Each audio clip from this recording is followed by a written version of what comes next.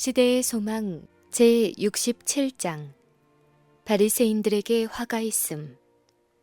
그리스도께서 성전에서 가르치시던 마지막 날이었다. 예루살렘에 모인 큰 군중들은 그리스도를 주목하였다. 백성들은 성전 마당에 운집하여 진행 중에 있는 논쟁을 주목하면서 그분의 입술에서 흘러나오는 모든 말씀을 열심히 들었다. 전에는 이와 같은 장면을 목격한 일이 전혀 없었다.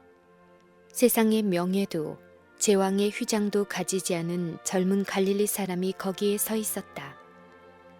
그분의 주위에는 값진 옷을 입은 제사장들과 그들의 높은 신분을 나타내는 의복과 휘장으로 단장한 관원들과 그들이 항상 참고하는 두루마리 책을 손에 든 서기관들이 있었다.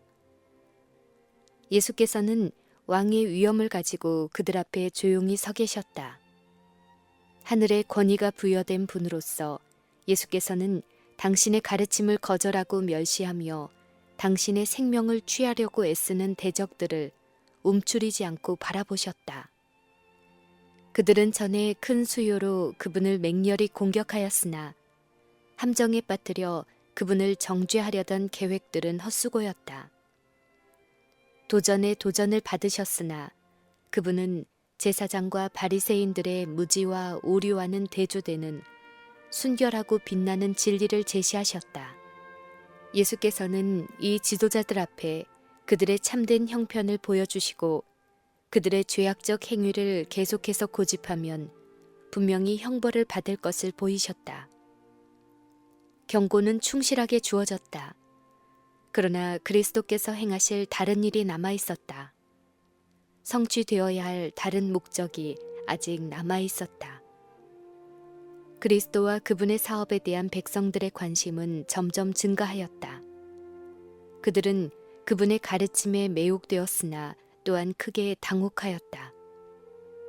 그들은 지식과 겉모양의 경건을 보고 제사장들과 랍비들을 존경하였다. 모든 종교적 문제에서 그들은 제사장들과 랍비들의 권위에 맹종하였다. 그러나 이제 백성들은 공격을 받을 때마다 덕행과 지식이 더욱 밝히 드러난 교사 예수님을 이 사람들이 불신임하려고 하는 것을 보았다. 그들은 제사장들과 장로들의 비열한 얼굴에서 낭패와 혼란을 보았다. 그들은 그분의 가르침이 매우 쉽고 단순한데도 불구하고 관원들이 예수님을 믿지 않는 데 놀랐다. 백성들은 그들 스스로가 어떤 노선을 취해야 할지 알지 못하였다. 백성들은 큰 근심으로 저희가 항상 권면을 따르던 자들의 동정을 살펴보았다. 그리스도께서 말씀하신 비유의 목적은 관원들을 경고하는 것과 배우기를 좋아하는 백성들을 교훈하는 것이었다. 그러나 더욱더 분명히 말할 필요가 있었다. 유전에 대한 그들의 존경심과 타락한 제사장에 대한 그들의 맹목적 신앙을 통하여 백성들은 노예가 되었다. 이 사슬들을 그리스도께서는 끊으셔야만 하였다. 제사장들과 관원들과 바리새인들의 성격을 더욱더 충실히 폭로시켜야만 하셨다. 예수께서는 서기관들과 바리새인들이 모세의 자리에 앉았으니 그러므로 무엇이든지 저희의 말하는 바는 행하고 지키되 저희의 행위는 본받지 말라. 저희는 말만 하고 행하지 아니한다고 말씀하셨다. 서기관들과 바리새인들은 모세와 같은 거룩한 권능을 부여받았다고 주장하였다. 그들은 율법의 해석자요 백성의 재판관으로서 모세의 자리를 차지하였다.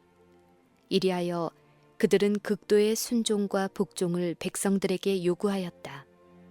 예수께서는 청중들에게 율법에 따라 가르치는 랍비의 교훈은 행할 것이나 랍비의 모본은 따르지 말라고 명하셨다. 랍비들은 자신들이 가르치는 바를 실행하지 않았다. 그리고 그들은 성경과 반대되는 것을 많이 가르쳤다. 예수께서는 또 무거운 짐을 묶어 사람의 어깨에 지우되 자기는 이것을 한 손가락으로도 움직이려 하지 아니한다고 말씀하셨다. 바리새인들은 유전의 근거를 둔 많은 규칙들을 지키도록 명하고 개인의 자유를 부당하게 제한했다. 그리고 율법의 어떤 부분을 저희 스스로는 남몰래 무시하면서 백성에게는 순종해야 된다고 설명하고 또 그들의 목적에 맞을 때는 그 율법의 순종에서 저희는 실제로 면제되었다고 주장하였다. 그들의 경건함을 과시하는 것이 그들의 계속적인 목표였다. 이 목적을 이루기에 너무 신성하다고 생각되는 것은 아무것도 없었다. 하나님께서는 당신의 계명에 관하여 모세에게 너는 또 그것을 내 손목에 메어 기호를 삼으며 내 미간에 붙여 표를 삼으라고 말씀하셨다. 이 말씀에는 깊은 의미가 있다. 하나님의 말씀을 명상하고 실행할 때 모든 인류는 고상하게 될 것이다. 의롭고 자비롭게 거래함으로 그 손은 마치 도장처럼 하나님의 율법의 원칙들을 드러낼 것이다. 그들은 뇌물과 부패하고 기만적인 모든 일로부터 깨끗함을 유지할 것이다. 그들은 사랑과 동정의 사업에 적극적이 될 것이다. 고상한 목적으로 향한 눈들은 정결하고 진실할 것이다. 표정이 풍부한 얼굴과 생기 있는 눈은 하나님의 말씀을 사랑하고 존경하는 그의 흠없는 품성을 증거할 것이다. 그러나 이 모든 것을 그리스도 당시의 유대인들은 분간하지 못하였다. 모세에게 주어진 명령은 성경의 교훈을 몸에 부착해야 한다는 지시로 해석되었다.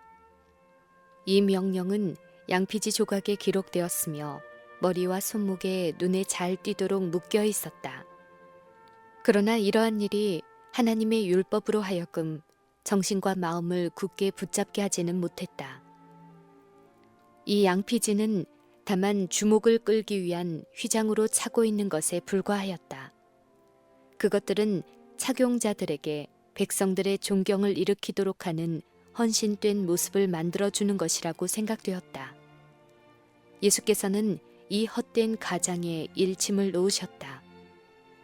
저희 모든 행위를 사람에게 보이고자 하여 하나니 곧 그 차는 경문을 넓게 하며 옷수를 크게 하고 잔치의 상석과 회당의 상좌와 시장에서 문안받는 것과 사람에게 랍비라 칭함을 받는 것을 좋아하느니라. 그러나 너희는 랍비라 칭함을 받지 말라. 너희 선생은 하나이요 너희는 다 형제니라. 땅에 있는 자를 아비라 하지 말라. 너희 아버지는 하나이시니 곧 하늘에 계신 자신이라. 또한 지도자라 칭함을 받지 말라. 너희 지도자는 하나이니 곧 그리스도시라. 이와 같은 분명한 말씀으로 구주께서는 마음은 탐욕과 질투로 가득 차 있으면서도 거짓된 겸손을 나타내며 지위와 권세를 얻으려는 그들의 이기적 야망을 드러내셨다. 잔치에 초대를 받았을 때 손님들은 신분에 따라 좌석에 앉았으며 가장 명예로운 자리를 차지하는 사람이 첫째로 주목되고 특별한 은총을 받았다. 바리새인들은 항상 이러한 명예를 얻으려는 계획을 세웠다. 예수께서는 이런 행습을 견책하셨다. 또한 예수께서는 랍비나 선생이라는 이름을 탐내는 허영심을 책망하셨다. 예수께서는 그와 같은 칭호는 사람들에게 속한 것이 아니요 그리스도께 속한 것이라고 선언하셨다. 제사장들과 서기관들과 관원들과 율법의 해석자들과 관리자들은 다 한 하늘 아버지의 자손인 형제들이다. 예수께서는 어느 누구에게라도 저희 양심과 신앙을 그가 지배하고 있음을 나타내는 명예로운 칭호를 주지 말아야 한다는 사실을 백성들의 마음에 새기셨다. 만일 그리스도께서 오늘날 지상에 계셔서 레버런드, 곧 성직자를 높여 부르는 말이나 혹은 라이트 레버런드, 곧 대주교의 존칭의 칭호를 가진 이들에게 둘러싸이신다면 그분은 지도자라 칭함을 받지 말라. 너희 지도자는 하나이니 곧 그리스도라 하신 그분의 말씀을 반복하지 않으시겠는가? 성경은 하나님에 대하여 그 이름이 거룩하고 지존하시도다 라고 선언한다. 이와 같은 칭호가 어떤 인간에게 적합한가? 그 칭호가 가리키는 지혜와 의를 인간은 얼마나 적게 나타내는가? 이 칭호를 받은 자 중에 얼마나 많은 사람들이 하나님의 성우와 성품을 잘못 전하고 있는가. 슬프다. 얼마나 자주 세속적 야망과 독재와 가장 비열한 죄악들이 높은 성직자들의 과장된 예복 아래 감추어졌던가. 구주께서는 계속하여 말씀하셨다. 너희 중에 큰 자는 너희를 섬기는 자가 되어야 하리라. 누구든지 자기를 높이는 자는 낮아지고 누구든지 자기를 낮추는 자는 높아지리라. 그리스도께서는 참된 위대함이란 도덕적 가치로 평가되는 것이라고 여러 번 반복하여 가르치셨다. 하늘이 평가하는 품성의 위대함은 우리 동료들의 행복을 위하여 살고 사랑과 자비의 사업을 행하는 것으로 이루어진다. 영광의 왕 그리스도는 타락한 인류의 종이었다. 예수께서 말씀하셨다.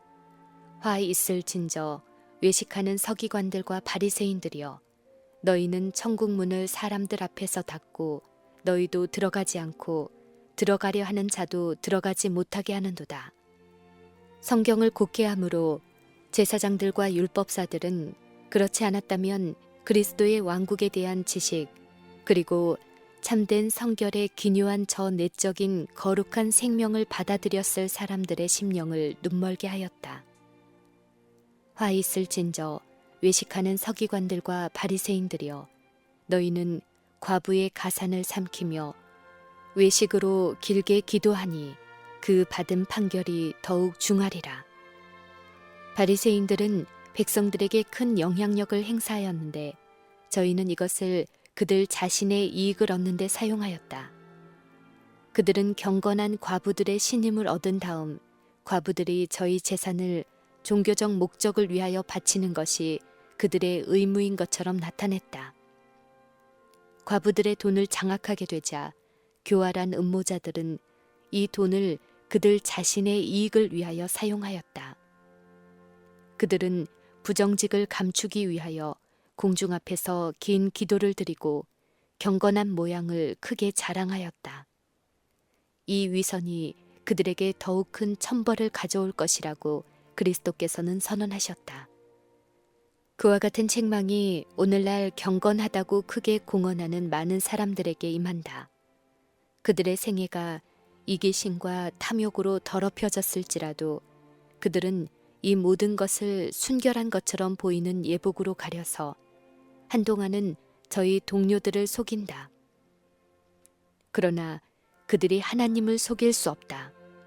하나님께서는 마음의 모든 목적을 아시고 모든 사람을 저희 행위에 따라 심판하실 것이다.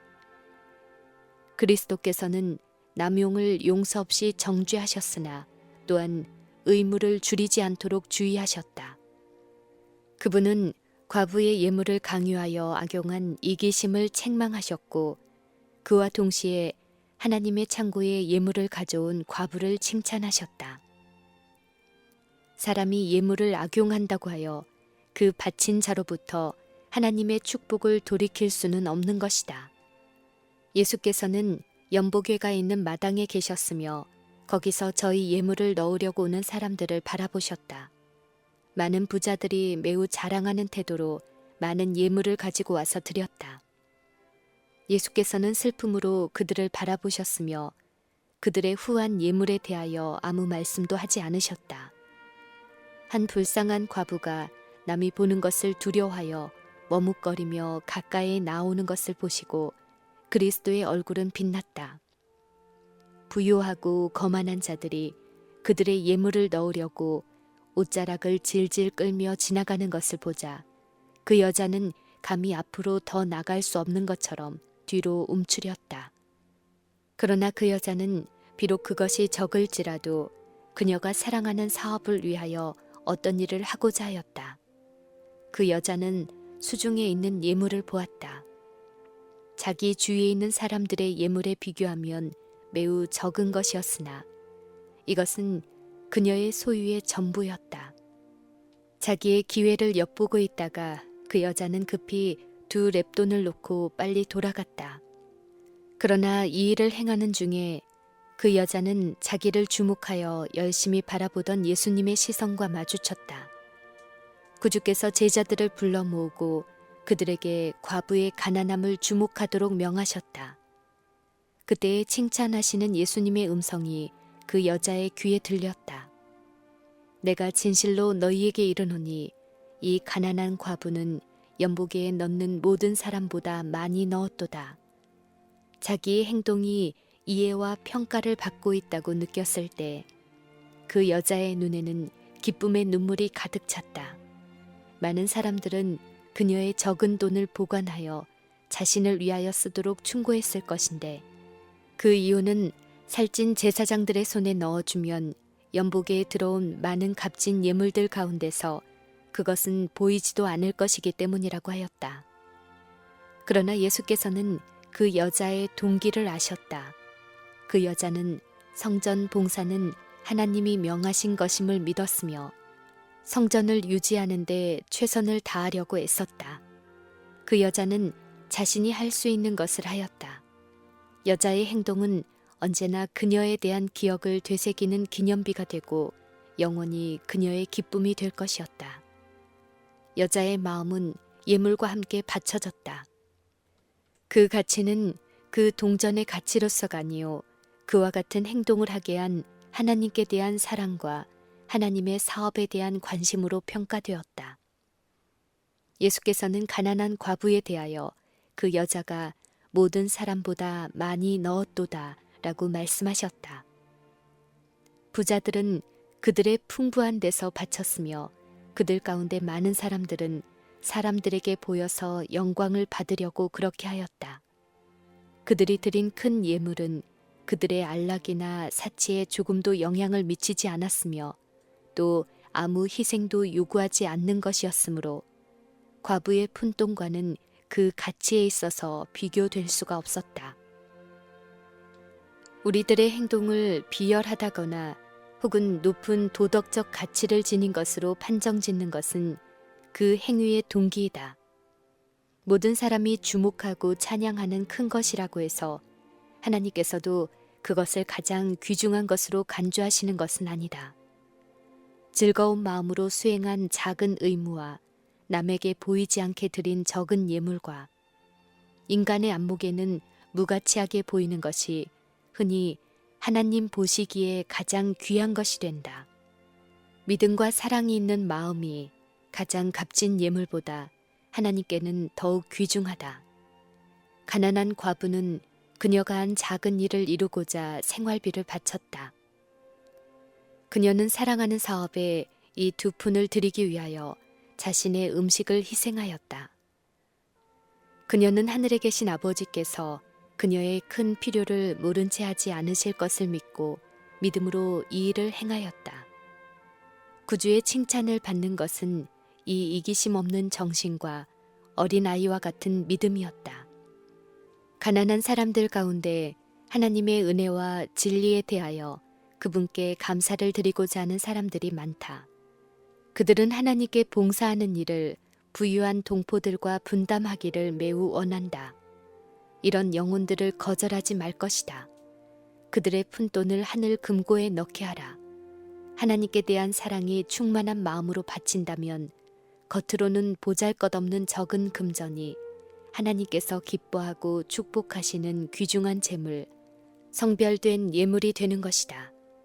예수께서는 과부에 대하여 그녀가 모든 사람보다 많이 넣었도다 라고 말씀하셨는데 이러한 예수님의 말씀은 그 동기에서뿐 아니라 그녀의 예물의 결과에도 적용되었다. 헬라 동전의 명칭인 두 렙돈, 곧 로마 동전의 명칭인 한 고드란트, 이것은 부요한 유대인들이 바친 헌납물보다 훨씬 큰 금액을 하나님의 보고에 드린 것이 되었다. 이 적은 예물의 가마는 그 시작은 작으나 각 시대를 통하여 흘러내려오면서 넓어지고 깊어지는 시냇물과 같았다. 수천 가지 방법으로 이것은 가난한 자를 구제하고 복음을 전하는 데 공헌하였다.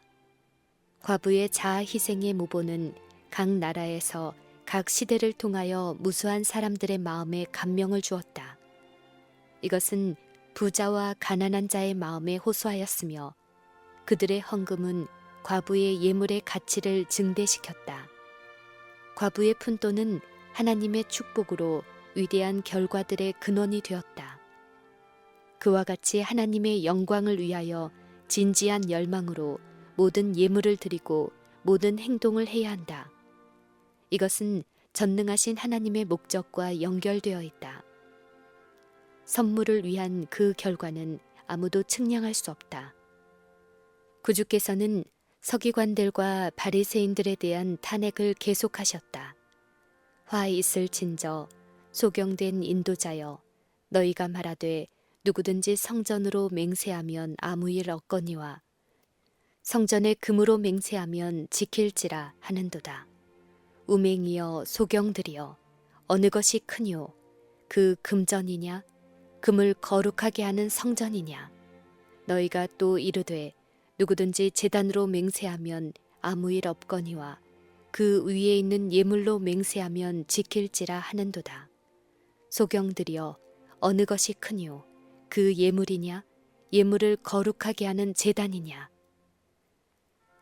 제사장들은 자신들의 거짓되고 좁은 표준에 따라 하나님의 요구를 해석하였다. 그들은 어떤 죄들은 가볍게 여기고 다른 죄는 거의 용서받지 못할 죄가 될 듯이 취급하면서 여러 가지 죄의 등급을 만들어 독단적으로 까다로운 구별을 지었다. 그들은 돈을 받고 사람들이 한 맹세를 면제해 주었다. 때때로 그들은 많은 돈을 받고 한층 더 악한 죄들을 용서하여 주었다. 그와 동시에 이 제사장들과 관원들은 다른 경우에는 사소한 과오에도 엄중한 형벌을 선언하였다. 화 있을진저 외식하는 서기관들과 바리새인들이여, 너희가 박하와 회양과 근체의 11조를 들이되 율법에 더 중한 바 의와 인과 신은 버렸도다. 그러나 이것도 행하고 저것도 버리지 말아야 할지니라. 이 말씀으로 그리스도는 신성한 의무에 대한 남용을 다시 정죄하신다. 의무 그 자체를 그리스도께서 제거하신 것은 아니다. 11조 제도는 하나님께서 제정하셨으며 옛적부터 준수되었다. 믿음의 조상 아브라함은 그가 소유한 모든 것의 11조를 지불하였다. 유대의 관원들은 11조를 바칠 의무를 이해하고 있었는데 이것은 옳은 일이었다. 그러나 그들은 백성들이 자신들의 의무에 대한 나름의 확신을 수행하도록 버려두지 않았다. 모든 경우에 독재적인 제재가 가해졌다. 요구 조항은 아주 복잡하게 되어 있어서 그것들을 충족시킬 수가 없었다. 그들의 의무가 언제 끝나는지 아는 사람은 아무도 없었다. 하나님께서 주실 때에는 이 제도가 공정하고 합리적이었으나 제사장과 랍비들이 이것을 무거운 짐으로 만들었다. 하나님께서 명령하시는 모든 것은 중대하다. 그리스도께서는 11조를 바치는 것을 하나의 의무로 인정하셨으나 이것이 다른 의무들을 등한히 할 핑계가 될 수 없다는 사실을 보여주셨다. 바리새인들은 박하와 회양과 근체와 같은 정원의 채소의 11조를 바치는데 매우 정확하였다. 이렇게 하는 데는 돈이 거의 들지 않았다. 그런데 그들은 이것으로 정확하고 고결하다는 평판을 받았다. 그와 동시에 그들의 쓸데없는 제안은 백성들을 억눌렀으며 하나님께서 친히 명하신 신성한 제도에 대한 존중심을 파괴하였다. 그들은 하찮은 구별들을 가지고 사람들의 심령을 점령하여 사람들의 주목을 기묘한 진리로부터 떠나게 하였다. 율법의 더욱 중요한 일들, 곧 공의와 자비와 진리는 무시되었다. 그리스도께서는 그러나 이것도 행하고 저것도 버리지 말아야 할지니라 라고 말씀하셨다. 다른 율법들도 랍비들로 말미암아 같은 방법으로 왜곡되었다. 모세를 통하여 주신 명령에는 부정한 것은 무엇이든지 먹지 못하게 금지되어 있었다. 피를 불결하게 하여 생명을 단축시킬지 모를 돼지고기와 다른 특정한 짐승들의 고기를 먹는 것이 금지되었다. 그러나 바리새인들은 이 제안들을 하나님께서 그들에게 주신 대로 가만두지 않았다. 그들은 까닭 없이 극단에 치우쳤다. 그 중에서도 특히 백성들은 부정한 짐승으로 분류될 수 있는 가장 작은 곤충이라도 섞이지 않도록 하기 위하여 사용되는 모든 물을 거르라는 요구를 받았다. 예수께서는 이 같은 사소한 엄밀성과 그들의 실제적인 죄악의 크기를 대비하면서 바리새인들에게 소경된 인도자여, 하루살이는 걸러내고 약대는 삼키는도다 라고 말씀하셨다. 화 있을진저 외식하는 서기관들과 바리새인들이여, 회칠한 무덤 같으니 겉으로는 아름답게 보이나 그 안에는 죽은 사람의 뼈와 같은 더러운 것이 가득하도다. 회칠하고 아름답게 장식된 무덤이 그 속에 썩고 있는 유해를 감추고 있는 것처럼 제사장들과 관원의 외관적인 성결 속에 불의가 감춰져 있었다. 예수께서는 계속하여 화 있을진저 외식하는 서기관들과 바리새인들이여, 너희는 선지자들의 무덤을 쌓고 의인들의 비석을 꾸미며 가로되, 만일 우리가 조상 때에 있었다면 우리는 저희가 선지자의 피를 흘리는데 참여하지 아니하였으리라 하나, 그러면 너희가 선지자를 죽인 자의 자손됨을 스스로 증거함이로다 라고 말씀하셨다. 죽은 선지자들에 대한 그들의 존경심을 보이기 위하여 유대인들이 선지자들의 무덤을 아름답게 꾸미는 데 열심은 있었으나 그들은 선지자들의 가르침으로 유익을 얻지 못하였으며 그들의 책망에 주의하지도 않았다. 그리스도 당시에는 죽은 사람의 무덤에 대하여 미신적인 관심을 품고 있었으므로 사람들은 무덤을 장식하기 위하여 막대한 돈을 낭비하였다. 이것은 하나님 보시기에 우상 숭배였다. 죽은 자에 대하여 지나친 관심을 나타내므로 사람들은 그들이 하나님을 최고로 사랑하지도 않고 그들의 이웃을 자기 몸처럼 사랑하지 않는다는 사실을 보여주었다. 그와 같은 우상 숭배는 오늘날도 매우 성행한다. 많은 사람들이 죽은 자를 위해 값비싼 기념비를 세우기 위하여 과부와 고아와 병자와 가난한 자를 돌보지 않는 죄를 범하고 있다. 그리스도께서 분명하게 명하신 산자에 대한 의무는 돌아보지 않는 반면에 이런 일을 위하여 시간과 돈과 노력을 아낌없이 허비한다. 바리새인들은 선지자의 무덤을 만들고 아름답게 장식하면서 서로 말하기를, 만일 우리가 조상의 시대에 살았더라면 우리는 조상과 연합하여 하나님의 종들의 피를 흘리지 않았으리라고 하였다. 그와 동시에 그들은 하나님의 아들의 생명을 취하려고 계획하고 있었다. 이것이 우리에게 교훈이 되어야 한다.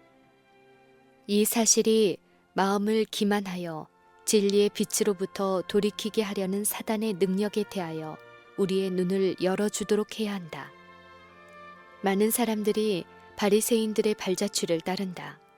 그들은 신앙 때문에 순교한 사람들을 존경한다.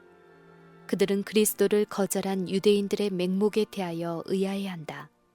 그들은 만일 우리가 예수님 당시에 살았다면 예수님의 가르침을 즐거이 받아들였을 것이요, 구주를 거절한 자들의 죄에 결코 동참하지 않았을 것이라고 선언한다. 그러나 하나님께 대한 순종이 극기와 겸손을 요구할 때 그들은 확신을 짓눌러 없애고 순종을 거부한다. 이리하여 그들은 그리스도께서 정죄하신 바리새인들이 행한 정신과 같은 정신을 나타낸다. 유대인들은 그리스도를 거절하는 데 포함되는 자신들의 무거운 책임을 거의 깨닫지 못하였다.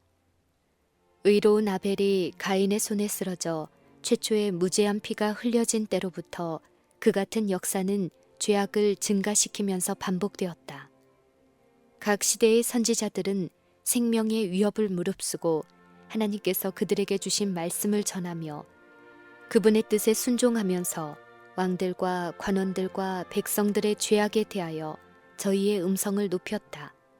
대대로 빛과 진리를 거절한 자들에 대한 무서운 형벌은 축적되어 왔다.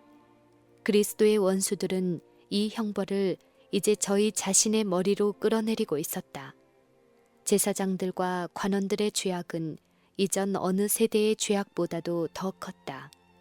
구주를 거절함으로 그들은 아벨로부터 그리스도에 이르기까지 죽임을 당한 모든 의인의 피에 대하여 스스로에게 책임을 부과하고 있었다. 그들은 저희의 죄악의 잔을 넘치도록 채우려고 하고 있었다. 이것은 얼마 후에 공정한 보응으로 저희의 머리 위에 부어질 것이었다. 예수께서 이 일에 대하여 그들에게 경고하셨다. 그러므로 의인 아벨의 피로부터 성전과 제단 사이에서 너희가 죽인 바랴가의 아들 사가랴의 피까지 땅 위에 흘린 의로운 피가 다 너희에게 돌아가리라. 내가 진실로 너희에게 이르노니 이것이 다 이 세대에게 돌아가리라. 예수님의 말씀을 들은 서기관들과 바리새인들은 그분의 말씀이 진실함을 알았다. 그들은 선지자 사가랴가 어떻게 죽임을 당하였는지 알았다.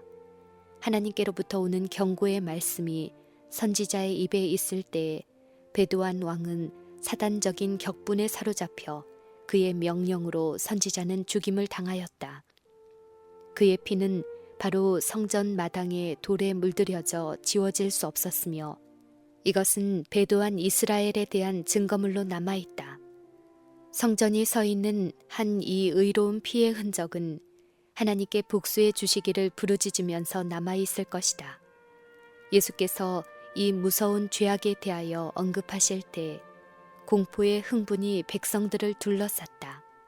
장래를 내다보면서 예수께서는 유대인들이 회개하지 않을 것과 하나님의 종들에 대한 그들의 편협을 과거에 그러했던 것처럼 앞으로도 같을 것이라고 선언하셨다.